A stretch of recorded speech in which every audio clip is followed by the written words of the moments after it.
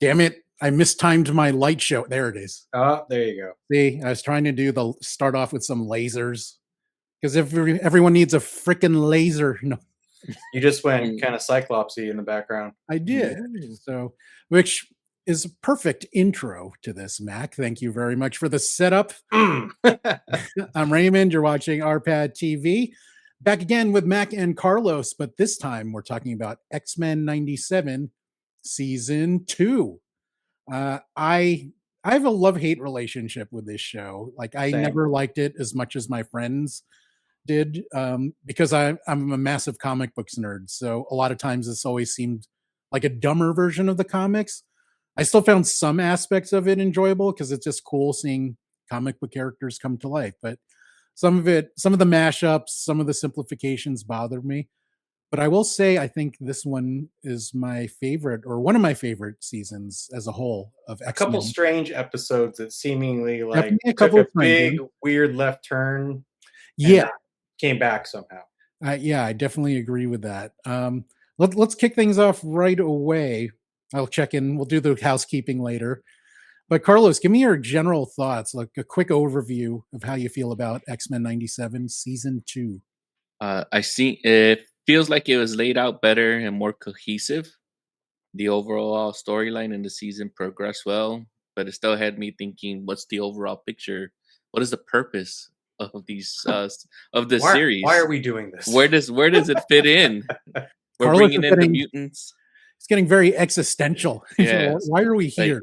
No, it's just I feel like, where does it fit in now that we're bringing in mutants into the MCU with the recent casting announcements of who our new X-Men are going to be in the movieverse? And so I love that my son is enjoying watching it. That's a plus. But for me, I watch so much stuff, so I need to know why I need to commit 5 hours to the series.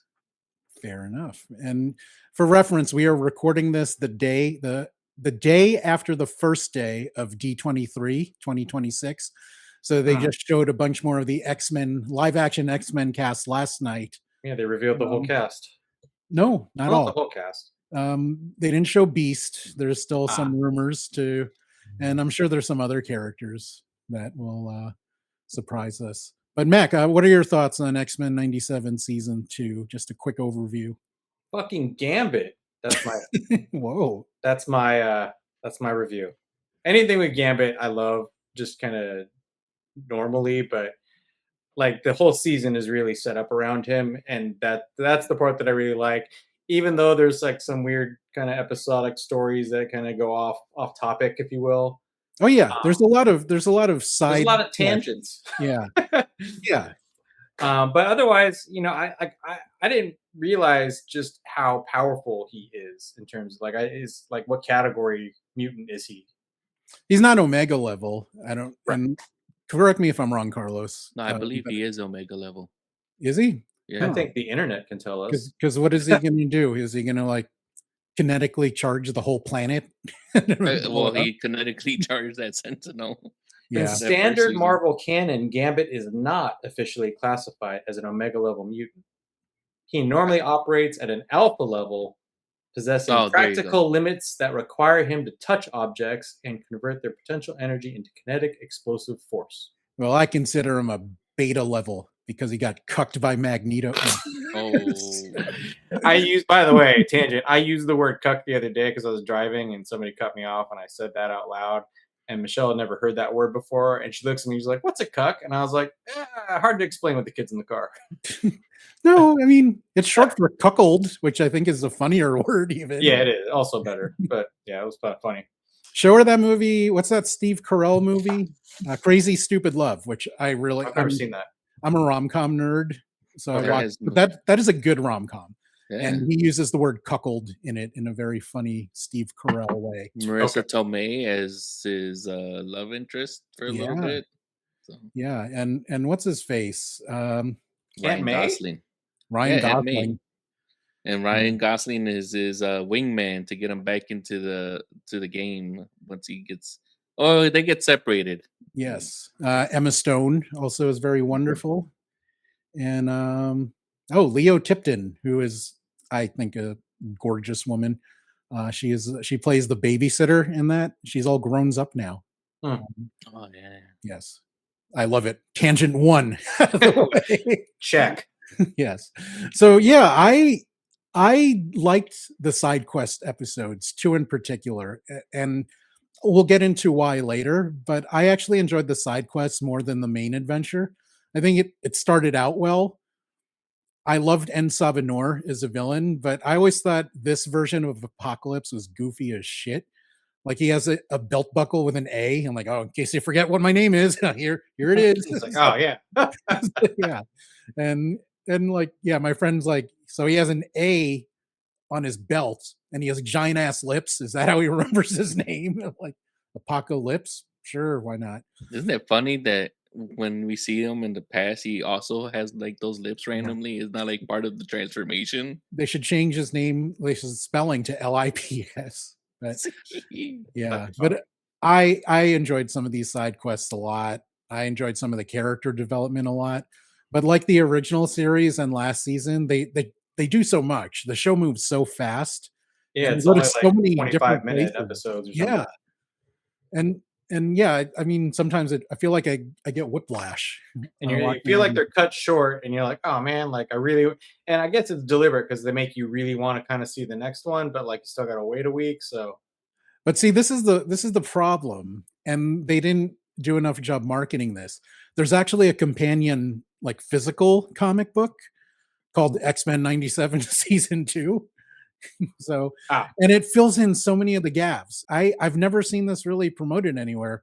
I think Steve Fox is the writer. And they're good comics, and they do explain a lot, and they expand on a lot of this, but I've never seen that promoted on Disney Plus. They should, because I think it's a great companion if someone wants to get more into that. mhm. Let's get into the characters. Who is your season MVP? Mac, it sounds like you're going with Gambit. I love Gambit just as a mainstay character. It had nothing to do with Channing Tatum's version of him, even though that was fantastic. Absolutely. And the other one that I always like seeing, whether it's in the live action movies or the cartoon, I love seeing Nightcrawler. Like Oh yeah. he's a badass man. Like he does such cool stuff for a priest. But by the way, your tagline under your name reminded me of it. Here's another tangent. I saw a funny thing where it's like a picture from a men's restroom stall where like the toilet paper is empty and somebody wrote on the toilet paper roll, where can your God help you now? Oh, that's funny. When I say where is your God now, I'm thinking of it in the voice of the mole from the South Park movie. So that's what I'm hearing. So when you read that, think of the mole. Where is Yes, your God now? Cheat. Think of a little French boy saying it. But can you expand on what is it about Gambit that appeals to you?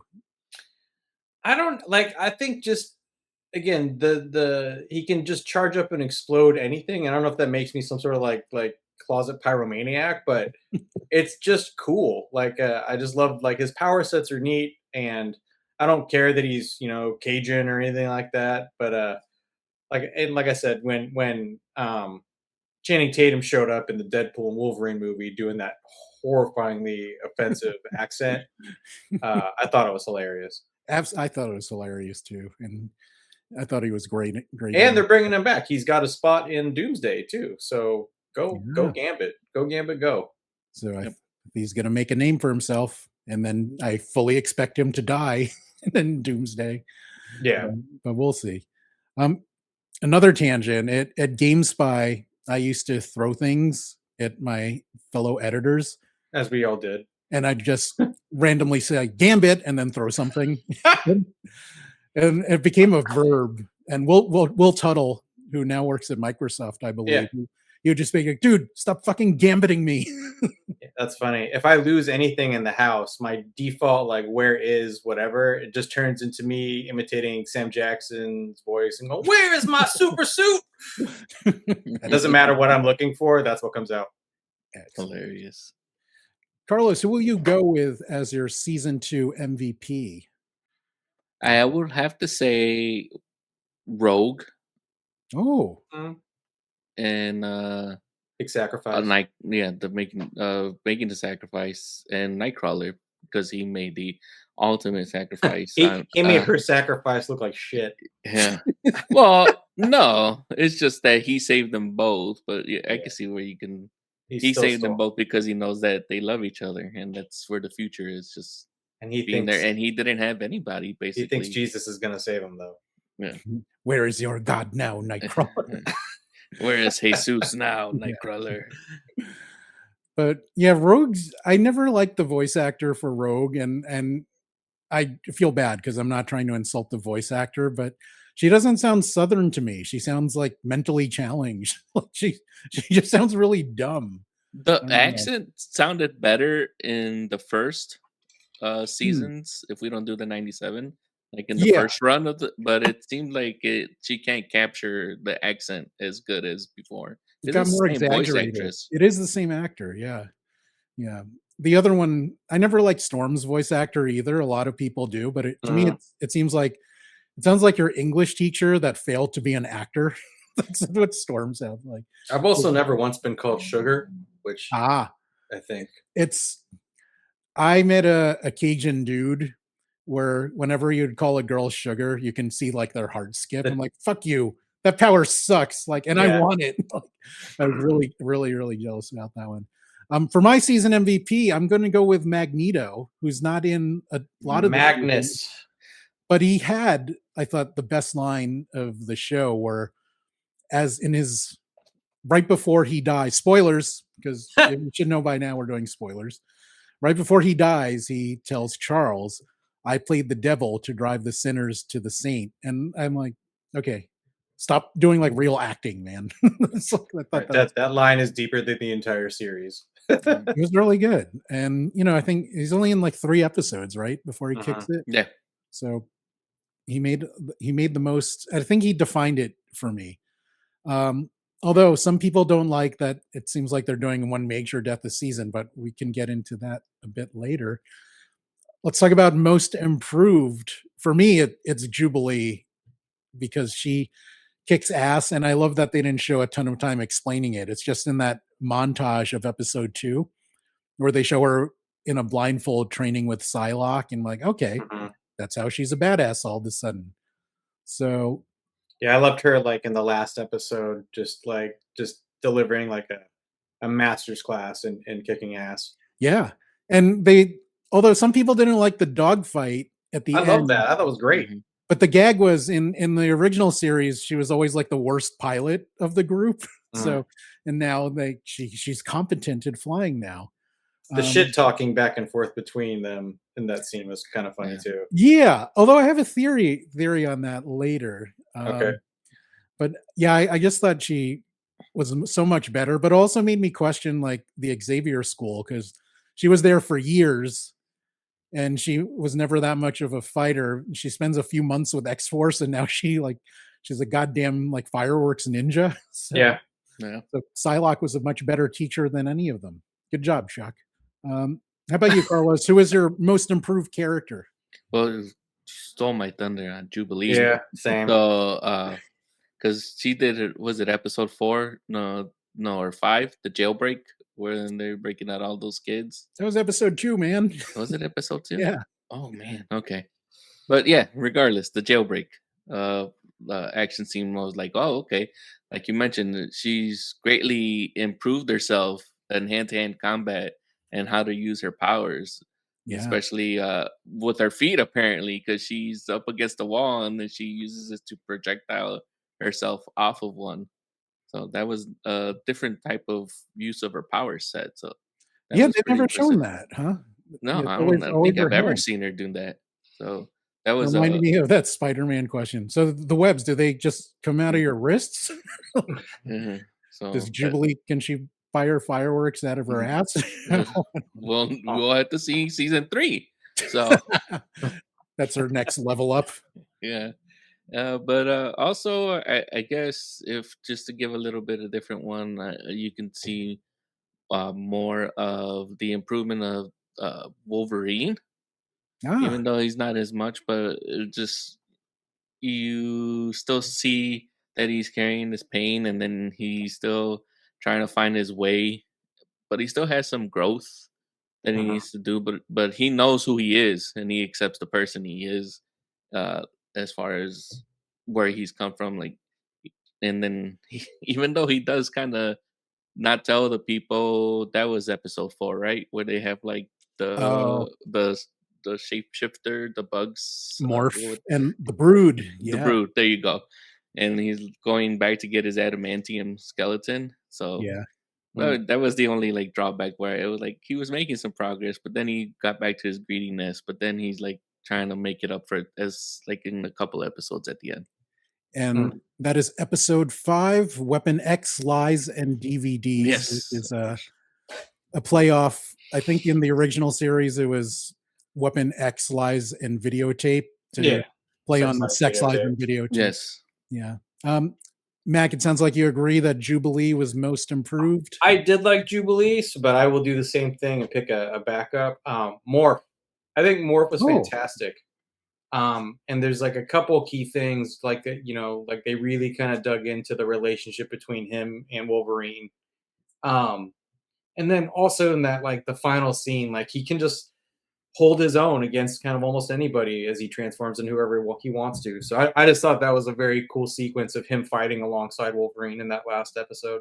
And it's not just because he briefly turned into Deadpool, who is your favorite. Maybe, but whatever.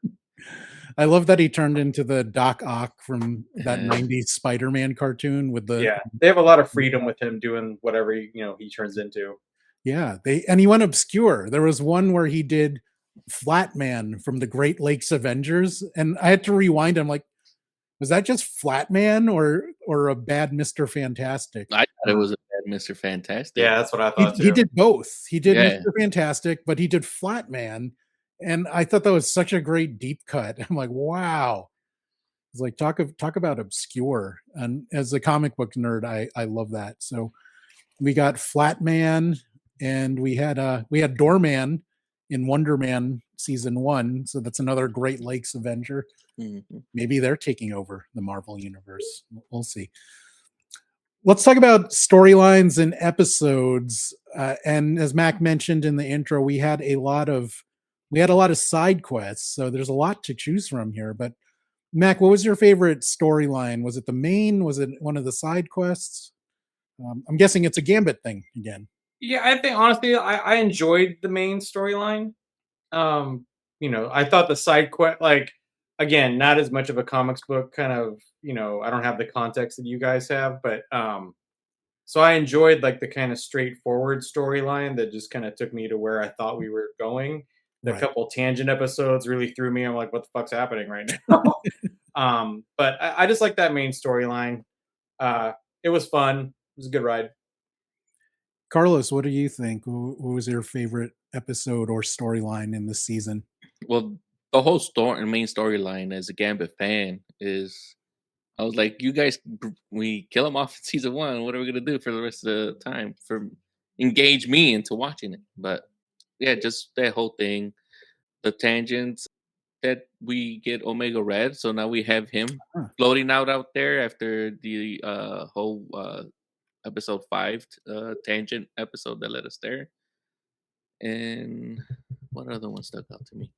I think that's it. I don't have another one that was really intriguing to me. See, I'm the opposite of you guys, because it sounds like out of the 3 of us, I am the least fond of Gambit. Not that I dislike him, but he was never one of my favorites. And because I'm like, so you just throw shit at people. I'm like, Jubilee has better powers than you. But I have 2 episodes that I really liked. Episode 2, the X-Force one. I like that they did all different intros for each episode, but that one was my favorite because it was just a completely different team. Who's the big fat dude on X-Force? On X Factor. X Factor, sorry. Yeah. That is Strong Guy. His name is Guido. He was like the bodyguard. There was this mutant, almost like a mutant Taylor Swift, that was like a popular musician throughout the universe. And Strong Guy was her bodyguard, but he eventually became a member. Kind of reminded me of Blob. Yeah, but his powers are different. His powers, like Bishop said, he absorbs energy, can store it, and then release it when he hits people. So they're similar. He's the Round Panther. But yeah, the X-Force episode, I love Psylocke, one of my favorite characters with a weird history, who was British, then all of a sudden she became Asian all of a sudden. But sure, it's comics. We got to see Jubilee's improvement in that one. During the prison break that Carlos mentioned, they showed so many mutants from different eras of comics. A lot of my favorites from Wolverine and the X-Men, but they also showed. Do you remember the little girl with the big eyes? The Yes. Morlock. No, her name is Maggie, and she is from this comic book called the Marvels, not the Marvels, Marvels. Beautiful, beautiful comic book. Kurt Busiek is the writer. Alex Ross painted the issues, and basically, it follows this photojournalist through different eras of Marvel history. When they get talking about the X-Men, it turns out that the photojournalist's daughter, they were like keeping the little girl mutant safe in their home. And, people were coming after her with pitchforks and flames and all that. But I love that they included that character. It's such a cool deep cut. The other one I'm going with is episode 7, which was the Strange Land, Savage Heart. Oh yeah. I'm a big fan of Nightcrawler and Colossus because that's when I first started reading X-Men. It was during the Chris Claremont era. I'm pretty far into it already because when he started, I don't think I was alive when he started, but when I finally picked up on it, the team was, Cyclops, Storm, Kitty, Nightcrawler, Colossus. Those were the ones that when I first started. So I loved seeing them. Nightcrawler, although he got I wish he had more flaws because he was almost too pure throughout the series. Yeah. But I love that they showed his religious side. I love that they showed his swashbuckling side because those are big aspects. And he used his powers cool when he had that sword fight with Exodus. I'm talking about real swords people, not a shower locker room scene from heated rivalry. He used his powers and swords in a cool way. He had the one sword in his hand, one in his tail, and he had the sword in his tail behind Exodus's head. And I realized I just did that. I'm like, no, swords, like actual swords, guys. And Colossus is one of my favorites too. Although they didn't do too much with him after that. Yeah. They used him beautifully. Like he was all armored up until the very end when he went back to the X mansion with Nightcrawler and he kind of let his guard down for the first time since his sister died. So yeah, they did the sister death a little bit differently. When she dies, or one of the times she dies in the comics, this particular time she died because of a virus targeted towards mutants, and he was still in her little kid form. For some reason, Ileana has been aged up and down multiple times in her comic book history. But yeah, I'm going with episodes 2 and 7. I enjoyed those as a comic book nerd more so than in the main series, even though the main storyline's really good. I loved Magneto's death. We have a lot more to talk about, but before we get to that, let's do some housekeeping. Follow Mac on Bluesky. He has MacPool there. And explain your theories on why Mr. Sinister is so interested in the Summers family DNA. And I actually wrote this ticker before last night. So Adam Driver has been announced as Mr. Sinister. Why don't you tell Mac how you think he'll do as Sinister? I think he's right there already. He looks like a comic book villain in real life. Just put a red gem on his head. Hey, Mr. Sinister. Yeah. Almost as pale too. Some lipstick, a red gem, call it a day. Yeah. Funny cape. Although he does have a cool cape. He's got to get that flat top. I don't know. It's kind of hard to do in real life. Well, he was in the military, so I think he's able to. That's true. He was. Yeah. Carlos, revisiting the Mania, you're working on some shorts. Can you give us some updates on what's going on? Yeah, just the latest short that I put out there was the audience hijacking the WrestleMania 20 match between Brock Lesnar and Bill Goldberg. It was a matchup that everyone was looking forward to, but the sheets got to put out that these guys were leaving, and the crowd was not loving it. Including me. I was there at that one. That was a fun one.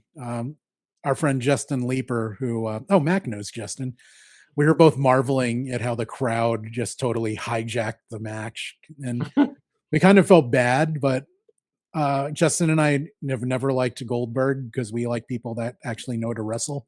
So we didn't mind the crowd turning on him. He also is not the same match. He had like the botched moonsault too. Brock had Probably. one. Yeah, I do have to rewatch it, but I was just like, I don't watch the clips or anything of the matches when I'm doing the shorts. So yes. we probably talked about it in that particular revisit episode of our WrestleMania 20. And you should watch that. Go to Revisiting Mania at YouTube. There's no the in the YouTube channel, but there is one in the name. So subscribe, like, go to Carlos's podcast and enjoy some wrestling flashback history. It's great stuff. Okay, we've been largely positive in this episode. Let's take a turn to the dark side and talk about what we didn't like, because the show does have problems. It has a certain style that is, they do almost too much in 9 episodes that it's kind of hard to breathe. Let me ask you guys this first. Some people felt that Gambit was brought back too quickly. Maybe they should have waited another Too many season to times bring him also. back. Too many times. And if you're going to bring one guy back and also have Magneto be the big death, is that too much life and death? And Nightcrawler also. Yeah, nobody's really dead ever. Mac, what did you think of Gambit coming back now? I mean, I know you enjoyed it, but would it have been more meaningful if they spaced it out? Yeah, I think again, like I said, like they brought him back once, and then they brought him back again, and then you're like, all right, how many fucking times is this gonna like this story gonna play out? So I mean, I didn't hate it, but I didn't love it either. Fair And you're enough. right? Like if Magneto's gone, like why not bring Magneto back too? You know, there's lots of options there. Carlos, was it too much too soon for Gambit? I don't know if it was too soon. We do know that Apocalypse does use Gambit as one of his horsemen, but the way they went about him actually embodying him was kind of like something I don't think I've ever read that or seen that in a page before, where Apocalypse takes over somebody's body like that. You can correct me if I'm wrong, but that was kind of weird to me.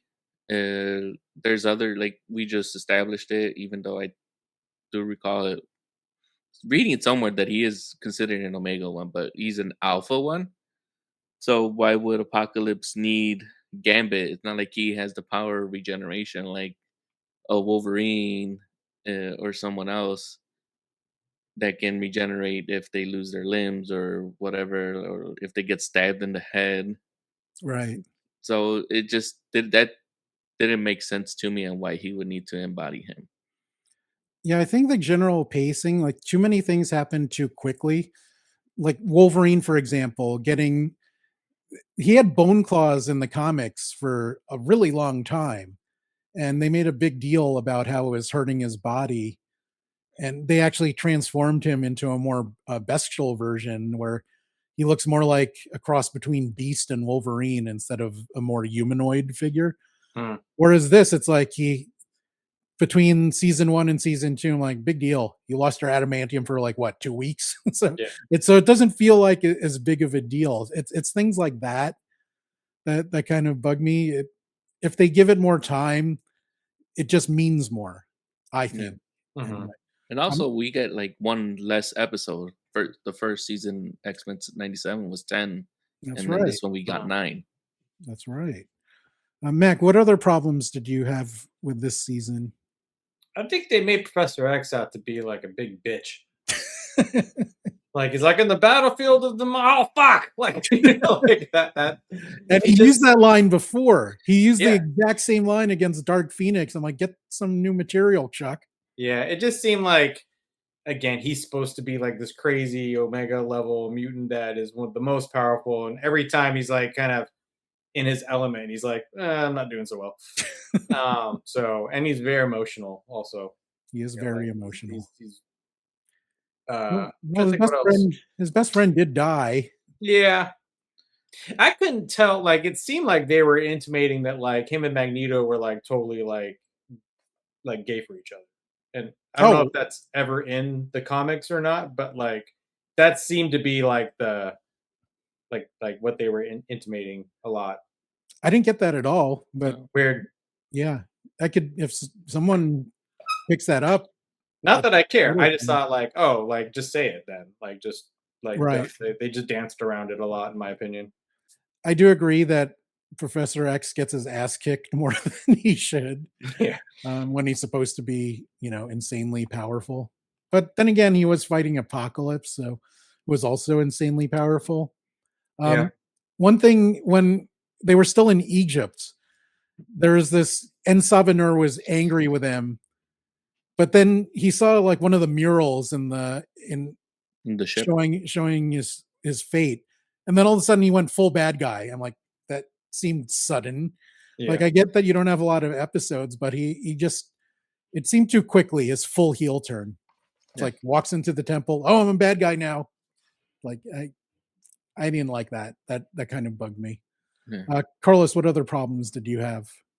We get the whole purpose of the X Corp. Ah, I don't remember ever reading that. It reminded me of when we get Batman Inc. So it's like sort of, kind of, yeah. yeah, and I was like, what is this for? Like, you build this Shell company where all the corporation, funds are kept. yeah, and where does he get all this money for everything? Only Right. feet. We all know that. Well, he is rich. They explain it, but not. It's quickly, so I don't know if it registered. So the government allows the X-Men to operate a school in America. So Xavier Academy is still there. For some reason, they're fine leaving all the kids with Colossus. I'm like, is that enough? Like he's just one guy. Yeah. X Corp is on in Genosha, so they can do the crime-fighting, world-saving stuff there, away from the eyes of the U.S. government. Yeah, no, I get that. That's like, I understood that part, but like, why? Like, well, where Well, does it then they can't like, adventure. like, but storyline wise, it's like, Then I what are you guess you're stuck at the setting it up for school? the future, but it's just like in this context, is you just, and then they had the building really quick. The tower's already built. Yeah. Like there was no like who constructed that? Apparently, there's a mutant with the power of architecture. 3D printer Yeah. mutant. Yeah. No, that they did. I mean, a lot of things happen too quickly in this series, and I get it, and I don't. But Another one I'll throw out there too is I didn't really love how overplayed the dynamic relationship between Scott, Jean, and Cable was in this. Like it just seemed like it's constantly okay. Seriously, like Nathan, don't. I don't want to kill you, but I'll blast your gun out of your hand at point blank range. You know, like, there was just a lot of like, you felt like Jean should have been able to subdue Cable without Scott, for sure. right? Yeah. Like, shouldn't have been like even a real challenge, but it Especially like since it it's just not was really her amidst- son. what's that? It's not really her son. She should be able to channel that. Yeah, but she raised him. I know. though. I'm just throwing that Yeah. in there. So it just seemed like, and then they get like every time Cable came on screen, there was a Gene and Scott going like, "Wait, no, son, you don't have to do this." Yeah. He's like, Yeah. "Bitch, I know, but I'm doing it." Like, Yeah. and then it just kept going. The voice actor for Cable didn't age well for me after Josh Brolin, who I think had the perfect voice for Cable. That's what they should Yeah. have done. Who is the voice of Cable in the show? It's the same voice actor from the original, but he just sounds like a grumpy old man now. Yeah, He's like, Brolin "Oh, did such a good job, though. yeah, he was exceptional. I was sad that he didn't get a good audience response, and that's why Anybody who can deliver, is that a knife in my dick? Yeah, that's a knife in your dick. So and dubstep sucks. Yeah. That was a great line too. I thought they were a little bit too subtle with Havoc, or in episode 2 during the prison break where he goes to Lorna, is like, "How did Jubilee get out, Polaris?" And then after Val Cooper leaves, they give each other a look like he was in on it. I don't know. And during the dogfight after Jubilee beats him, he's like happy about it. So I think he's also secretly rooting for the X-Men too, not as overtly as Polaris, obviously. The other thing they haven't revealed in the cartoon that Havoc and Cyclops are brothers, which kind of annoyed me. I'm like, they should know this by now. But did they Right. say his last name was Summers? I don't remember where though. Like if it was in one of those They Havoc should have. Summers, with Cyclops Val Summers. Yeah. or I'm like, somebody. does Cyclops not have the internet and can see that they have the same last name? It's like, son of a bitch. Yeah. It's like, wait, your name is Summers too? Like they We did have very that similar powers. Weird. in the Yeah. original. They had that thing where they used their powers on each other and they didn't work. And they're like, why don't my powers work on you? Hmm. Which I guess kind of makes sense because they're related, but whatever. I wish that we had more. I don't know. They finally revealed that and had some relationship, but no, they're saving that for what? I don't know. Maybe season 3. I Maybe guess season- that's a good segue into characters we thought were either underutilized or characters we want to see more of. For me, it was Colossus because I'm such Same. a fan of him, and hopefully they do more with him in season 3. 1.5 episodes. Yeah, yeah. But he did do a lot in the little time he had. You know, they showed his nature of that he's very soft at heart, even though he's this big metal dude. He's a painter. He's good with kids. I mean, they left him in charge of the school while they went off on adventures. Mac, who else did you think was underutilized? I was right in the same wheelhouse with Colossus. I was just like, oh, he's like, again, even in the movies, like they don't get, aside of the Deadpool, Yeah, they didn't give him enough time in the X-Men movies. Like he had a couple cool scenes, and then that was it. I loved how massive they made him in the Deadpool movies. Yeah. Yeah. You don't get a really good sense of scale, but when they make him that big, and they made the Juggernaut even bigger, which Yeah. is also very It cool. reminds me of that Spider-Man scene where he's just like, I didn't know you get that big, Hulk. Like, Mhm. But what was he looking at? Was he looking at the whole packing? Oh, Carl, Yo. who did you think was underused? well, I don't have like another X-Man that I'm very fond of besides Gambit. So yes, more regular Gambit, but I'm just we'll add that. But I can't think of anyone else just because I don't know where any of these stories are going with. I guess Polaris too was an interesting Polaris one. I was enjoyed fun. Polaris. Yeah, I enjoyed did, but her. I feel like she should have been more powerful as well. Well, she's still like gathering that confidence Mm. and trying And to fill in. she has the daddy issues Yeah. too, holding her So But back. she's got the daddy issues and the daddy powers. So Yeah. Yeah, she'll get there. Like, Yeah. I feel like Raymond. When we talked about it was that what was the show on Fox that we had? Gifted. The Gifted. I was like, they should have cast that lady to be the voice, but I was like, this seemed very similar type of Yeah. character arc. Like it seemed like a very easy transition, knowing how that actor portrayed Polaris or Lorna in that TV series. And I was like, they're very kind of similar. So they did a great job in nailing that for that particular character. I did like when they went to her bedroom in the X Mansion, which they never redecorated for unknown reasons. It was it's like 90s as fuck. I love that. it's like when your parents leave, or when you leave your parents' house and they just leave your bedroom how it was and everything. oh yeah, that's funny. Lexi's out of here on Tuesday, and I'm like, I'm moving the drum set upstairs and into your bedroom like the next day. Just FYI. Well, Meg just ruined that one. But yeah, normally when you leave your house, your parents leave your bedroom. But I told her in advance, so she knows. She's excited. She wants to show, like, I can play them when I come home. I was, you can play them now in the garage when it's all hot and gross. But nobody goes in there because it's always gross in there. Yeah. Oh, I feel that. Yeah, I play in a dad band and we practice in a garage, which we haven't done in a few months because it's 110 at least. Because in those it's melting. days. Yeah. There is a swamp cooler in there, but it doesn't do much after. No. I put a whirlybird vent in our like roof to try and like get the hot air to go up. And it's always spinning, but man, it does not do the job. Like you need to have like AC in the garage at this point. Yeah. Especially if you're playing drums too, because it's like a pretty active, like, animal beat drums kind of mentality.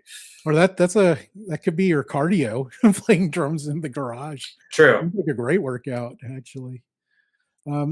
there's some of the students that I want to see more of. They showed like Quentin Quire and those guys from Wolverine and the X-Men, the Grant Morrison X-Men comic books.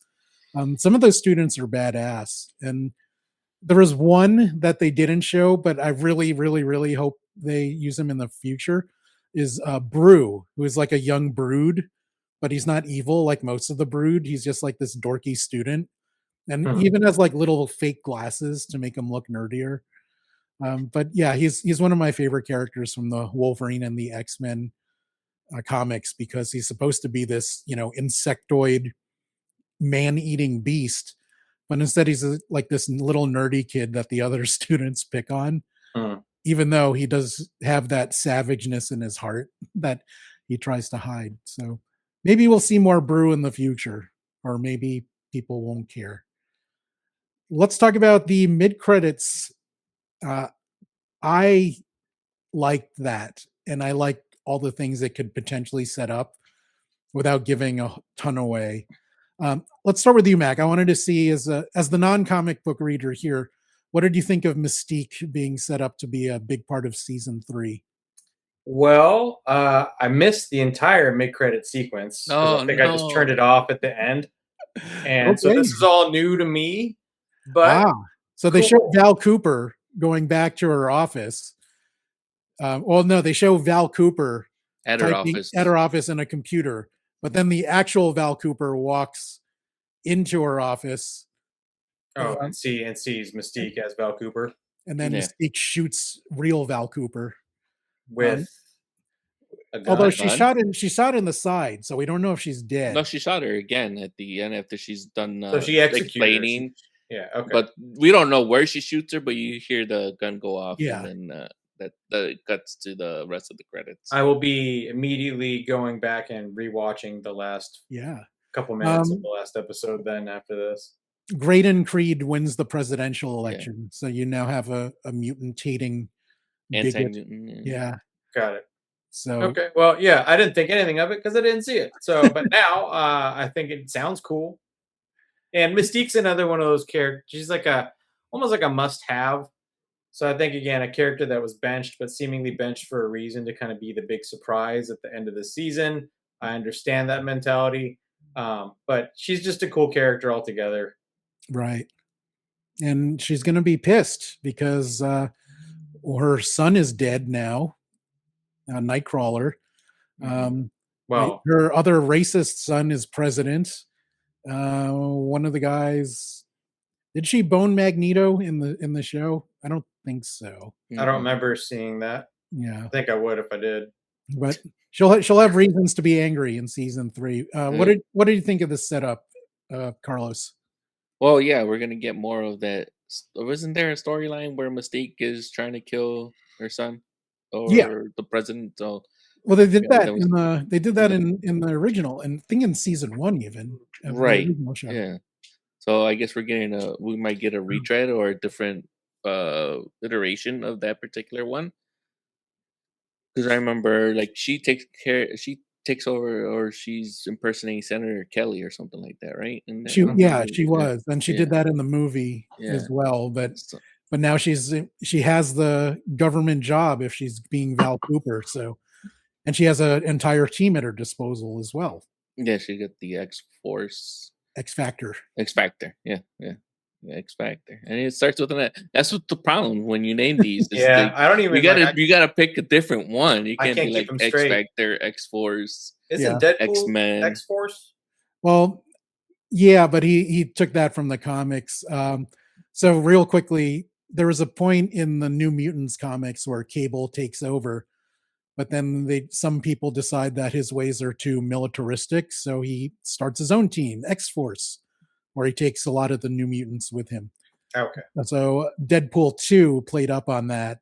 Yep. And they had some of the people in there, Domino and Shatterstar, were members of X-Force in the comics, so it totally fit in. So Mystique is usually like a mid-boss. She's rarely like the big bad. So she's always operating as a lead henchman for somebody bigger. So there could be any guesses or any wishes as to who you want the big bad to be in season 3, Mac? Because Mystique is a great mid boss, but maybe I I expect said someone bigger. apocalypse. No, that doesn't work. Yeah. I don't know, man. Like all the biggies that we're kind of like used to have kind of already been out and about. So I don't know. Like you guys have to fill me in on like what. Give me like 3 choices, and I'll tell you which one I would like more. You know. Okay, I will tell you the one I'm afraid of, and I really wish they don't do, but they kind of hinted at in season 2 is Onslaught. Yeah. There was this period in the comics where Magneto was basically lobotomized, but an aspect of him lived in Charles's head, and he became this big mutant named Onslaught, which was like a blend of the worst aspects of Charles and Magneto in one character. Yeah, he's ripped, man. He's And yoked in the pictures that I can see. those comic books sucked. They were like they epitomized what was bad about 90s comics. Yeah, And I really hope they don't do that in season 2 and season 3. 3. lots of Okay. pelvic forward crotch shots think of if- Onslaught. If they do that, they'll probably do the long setup of it happening during season 3, and that'll be the reveal probably in season 4 for season 4. If Although they get a they- season 4. I think it's approved already. I know that season 3 is. I wasn't sure about 4. Yeah, I think they two more seasons at least have been approved. Okay. But Yeah, given I the don't know. numbers of the viewership that it's getting, it seems to be doing well enough that like they're going to give it another go just because. And the general shift in Marvel strategy for Disney Plus, it seems like they're going heavier with animation and they're pulling back hard on live action, which kind of bums me out. I've got a good tangent on this kind of Yeah, conversation good. topic, but I just finished rewatching again season 2 of The Tick because they moved it from Amazon Prime onto Netflix now too. And then I was looking around wondering like why didn't we ever get a season 3? It's like totally set up for a season 3 of The Tick, and it looks like change of leadership at Amazon, and it would cost a lot to make but didn't get a lot of views. And also it turns out that they they wanted to like Amazon focused that budget elsewhere, and that elsewhere ended up being The Boys, which I thought was an interesting kind of little tidbit. It's a much different direction than the Yeah, Tick. but I guess the point I'm seeing is like if they've moved it to Netflix now, and maybe hopefully more people will watch Tick on Netflix than was on Amazon. Like maybe there might be momentum enough to give it another season because man, it's such a good show to me. How old don't is know. the? How is old that? it It's has. a lot of time now, It's isn't like it? it's got to be at least 6 or 7 years. 22, I believe, was the later season of The Tick. Okay. And I still think of him as Putty from Seinfeld. No, that's No, it's a different guy. That's Patrick the newer Warburton. one. It's not Yeah, Peter it's the new one. Serafinowicz. But 4 years. I Yeah. don't know. I think it's gone. Yeah, I think it's gone too. Like to think about it, if they Kickstart get that enough, shit. they get enough interest, and then you have to get the writers, and then you have to find the actors if they're not working again. That'll Yeah. probably be another. And the sister, the girl who plays the sister of Arthur in The Tick, is in The Boys. Is God, what was her name in The Boys? She was like in like Homelander's, like the girl who was always praising Homelander. Oh, Firecracker. Firecracker. Yeah, that's the Yeah. same person. And I was like, I had full double take. I was like, wait, what? Yeah, if they're going to bring back a show then this one died because of COVID. I wanted them to bring back Glow, but they're not going to do that. The Gorgeous Ladies of Wrestling. Yeah. Fantastic Netflix series, and plus Allison Brie topless in a few scenes, so that's always good. You're a lucky man, Davey Franco. So, that's all I'll have to say. But yeah, Onslaught would make me very sad and make me lose interest quickly. I'll still watch it so we can talk about it, but I really hope they don't do that. As for Big Bad, I mean, I'm not sure who's left. I mean, Apocalypse has been the big bad in so many of these seasons already. It's they've got to had be Sinister. Maybe they'll do Sinister to Yeah. tie it into the movie. Since the we time. have, Yeah, that's what I was thinking because Mystique Seems coming like the back, easy play and for them. they're normally always in concert together. Yeah. Most of the time. So Well, the mystique works for a lot of people whenever it suits her. Which, She needs gets to pay around. bills. yeah, I mean, Her only feed channel not cutting it. yeah, she does have 2 kids that she doesn't take care of very well. So, One of them she's gonna try and kill. So oh, well, that's right. Well, one of them's dead, one's president. One's And- adopted or surrogate, yeah. whatever. And Her favorite one is Rogue out of all of them. But yeah, I mean, looks like we'll get more of the same for season 3.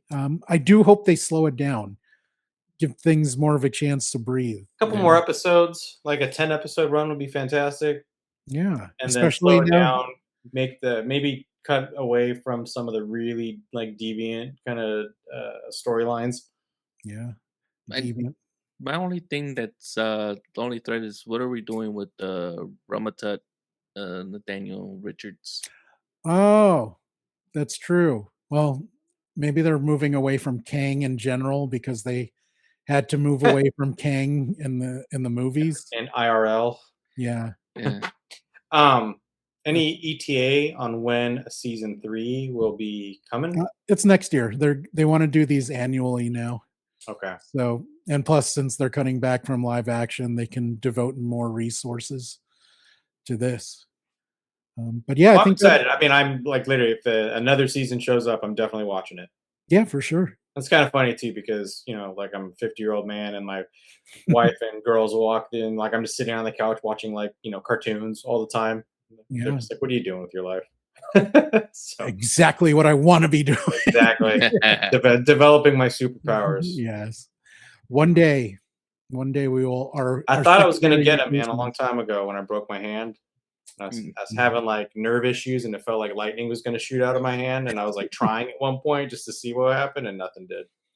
But Maybe one you day. didn't feel too much in danger, and that's why they never kicked in. You're like, it's just my hand. Guys, if you know how to activate the X gene, pay Mac a visit and Yeah. get his super. Send me the directions. Be sure to follow Mac on Bluesky. Check out Carlos's podcasts. Like this video, subscribe to the channel. You guys seem to be liking our shorts, and Mac does such an excellent job of capping off these jokes that some of my favorite shorts that I've posted so far.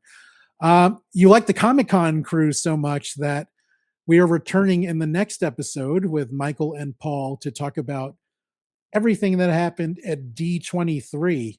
Because if there's one guy that can do things with 23 Ds, it's Paul Semmel. Oh, And scene. Yes, there's our short there. and roasted. Thanks for watching RPadTV. See you next time. Gonna make Yay. you hearts out of thin air. Bye, guys.